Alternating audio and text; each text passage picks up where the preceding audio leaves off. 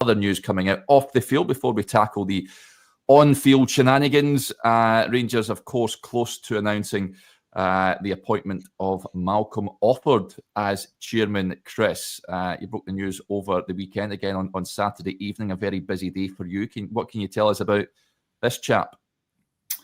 Again, I think he comes with a good track record. I think we spoke about this a couple of weeks ago in terms of what kind of appointment do Rangers make as chairman. You can go down a football figurehead, and that would have given you a Souness or an Alec McLeish or someone like that.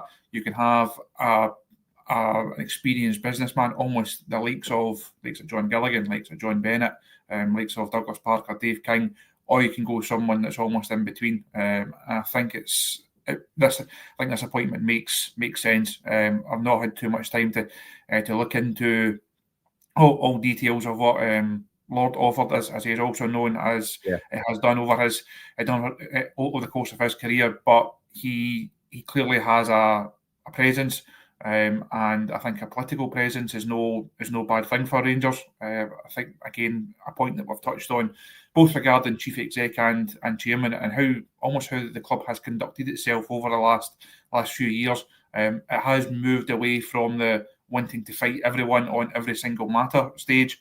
That's not to say that they don't still make their feelings clear. They don't still have conversations behind closed doors.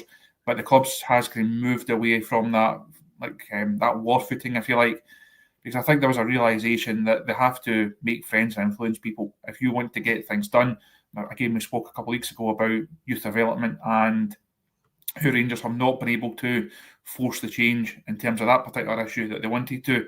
You have to have some form of political influence, and I don't think Rangers have been good enough at that over recent seasons. I think that's something that's going to fall into Patrick Stewart's remit as well.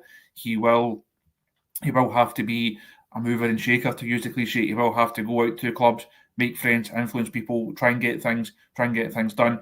And I think having a chairman that's got that political background, I don't think that's a bad thing at all for Rangers, because they have to, for a club of their size, for a club of their standing, they have to get more things done. And for that to happen, they need to be more political in the football world. It needs to be more political in the political world, and they have to be able to get things done at Hampden and Holyrood. So I think having Lord Offord in there, clearly having that background, I don't think that's a negative at all.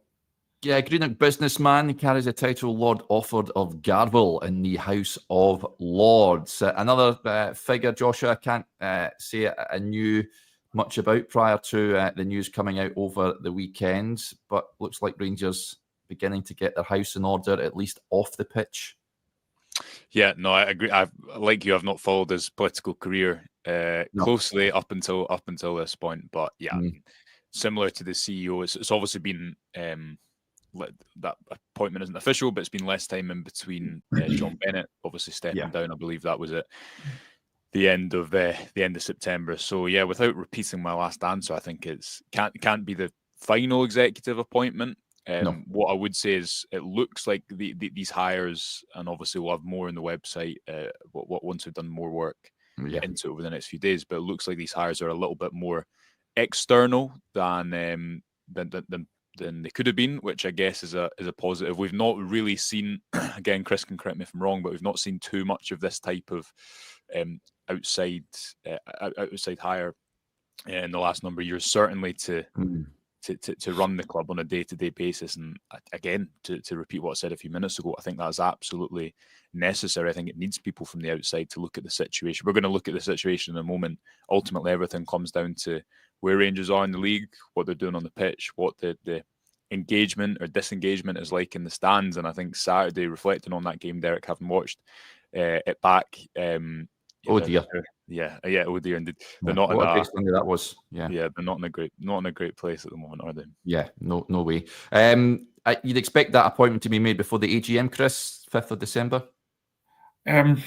Certainly the announcement of it. Interesting to see the timescales of it, whether they want the chairman in ahead of the AGM or whether they almost use the AGM as a line in the sand.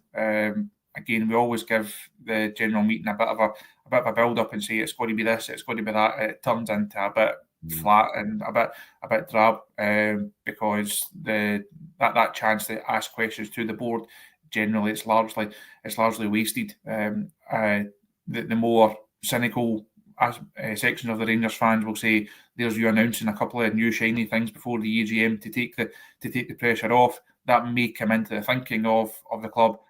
It shouldn't really though, because the people who will sit at that top table still have questions to answer over how Rangers got themselves into this situation in the first place.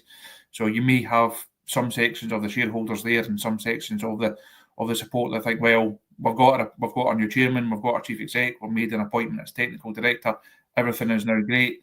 There's still a lot of the same people and a lot of the same influence, a lot of the same money behind the situation and behind the slide that has got Rangers into this particular predicament. So I don't think it should take the sting, whatever sting is always likely to be there in a general meeting. I don't think it should take it out of it, but it certainly allows the board to go into that meeting and say, we had issues, we've tried to solve them. Here is Malcolm Offord, your new chairman. Here's what he can bring. Here's what he can do. Here is Patrick Stewart, your new chief exec. Here's what he can bring. Here's what he can do. So I think they will try and get both announcements before that general meeting.